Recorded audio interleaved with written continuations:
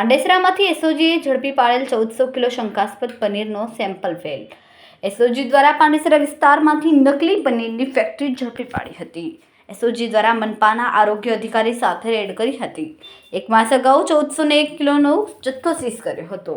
25 દિવસ અગાઉ લેવામાં આવેલા પનીરના નમૂનાઓનો રિપોર્ટ આવ્યો ફેલ। પનીરમાં ફેટની માત્રા ઓછી હોવાનું રિપોર્ટમાં સામે આવ્યું। પનીરમાં પામ ઓઇલનું મિશ્રણ મળી આવતા રિપોર્ટ આવ્યો ફેલ। ગત 3 માર્ચના રોજ સુરત એસઓજી અને એસએમસી ફૂડ સેફ્ટી વિભાગ દ્વારા કરવામાં આવી હતી રેડ।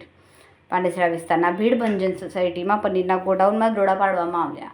ફૂડ વિભાગની ટીમ દ્વારા 1401 કિલોગ્રામનો 3 લાખથી વધુનો પનીરનો જથ્થો કર્યો જપ્ત। પોલીસ અને આરોગ્ય વિભાગે પામોલીન તેલના 16 ડબ્બા ભરેલા ડબ્બા જપ્ત કરવામાં આવ્યા। એસઓજી પોલીસ રિપોર્ટ આવવાની રાહ જોઈ રહી છે। સુરતમાં વધુ એક પનીર વિક્રેતા સામે નોંધાશે ગુનો। ફૂડ સેફ્ટી ઓફિસર સુરત મહાનગરપાલિકા સાહેબ કઈ જગ્યાએ શું કાર્યવાહી કરાઈ? તારીખ 3/3/2026ના રોજ અત્રેના એસએમસીના ફૂડ સેફ્ટી ઓફિસર અને એસઓજીની સંયુક્ત કામગીરી અંતર્ગત ઠેકાણું ભીડ ભંજન પાંડેસરા ખાતે શંકાસ્પદ પનીર બનાવવાની ફરિયાદના અનુસંધાનમાં અમે અહીંથી ગયા હતા। કેટલા કિલો પનીર ઝડપાયું? 1400 કિલો જેટલો પનીરનો જથ્થો સીઝ કરવામાં આવ્યો છે।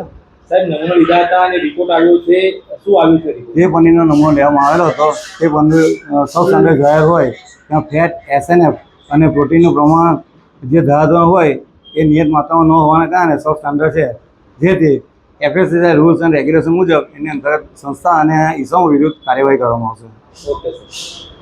ભેળસેળ કરીને પનીર બનાવીને 1400 કિલો જેટલું પનીર પકડ્યું પોલીસે અને આરોગ્યના ટીમ સાથે મળીને।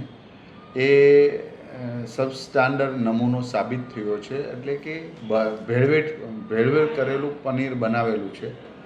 તો આ પનીર હોટલો, મોટા ફંક્શનો હોય, જમણવાર કેટરિંગવાળાના હોય એમાં યુઝ થતું હોય, અને હોટલવાળાએ પણ ત્યાં બોર્ડ મારવું પડે કે એનાલોગ પનીર અમે અહીંયા વેચીએ છીએ, જે હોટલવાળા કે કેટરિંગવાળા નથી।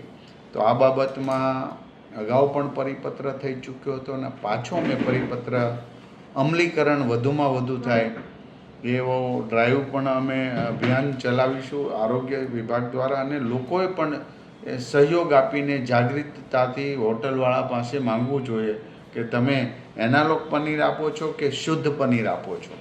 તો આ રીતે જાગૃતતા લાવીને ભેળસેળ કરનારા લોકોને હંમેશના માટે ખુલ્લા પાડી રહી છે, ત્યારે એ અભિયાનની અંદર સૌ સાથે મળીને આવા લોકોને ખુલ્લા પાડીએ। બીજી વાત છે કે આમના કેસ થઈ રહ્યા છે, કાનૂન પ્રમાણે જ્યાં જ્યાં એમને નમૂના પહોંચાડીને એના ઉપર ફરિયાદ કરવાની હોય, નિવાસી કલેક્ટર, અધિક કલેક્ટર પાસે એમનો કેસ ચાલતો હોય છે। તો જે કાયદાકીય રીતે આરોગ્ય વિભાગ પગલાં તો લઈ રહ્યું છે, પણ લોકોએ પણ દરેક હોટલમાં જમતા પહેલાં કેટરિંગવાળાને બધાને સ્પષ્ટતા કરવી પડશે। એનાલોગ પનીર તમે આપો છો, યાની કે એનાલોગ પનીર એટલે કે પામ ઓઇલની અંદર મિલ્કનો પાવડર વગેરે નાખીને એસિડિક પદાર્થ નાખીને એને પનીર જેવું જ પનીર બનાવવામાં આવે છે, જેમાં પૌષ્ટિક આહાર ન હોય, શરીરને ખાવાથી એ શરીરને પોષણ આપે જ નહીં એવું પનીર હોય છે।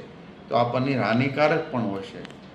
માત્ર પનીર નહીં, દૂધ, ઘીને પણ વેજીટેબલ ઘી બનાવીની અંદર પામ ઓઇલ નાખી મિશ્રણ કરી અને શુદ્ધ ઘી બનાવતા હોય છે। તો આ બધી જ બાબતોમાં એક બીજી સાવ સસ્તું વેચતા હોય અથવા તો બજાર ભાવથી સસ્તું વેચે તો સમજી લેવાનું આ મિલાવટવાળું છે। આવાને ત્યાજ્ય કરી શુદ્ધ ખાવા માટેનો આગ્રહ રાખીએ, અને જ્યાં પેલું હોય તો આરોગ્ય વિભાગને એની જાણ કરી આવા લોકો ઉપર કેસ થાય એવી મુહિમ ચાલી રહ્યું છે, એમાં આપ સૌ સહયોગ કરો। કેમેરામેન હર્ષદ પાટીલ સાથે સુનિલ પાટીલ, સમય મીડિયા ન્યૂઝ, સુરત।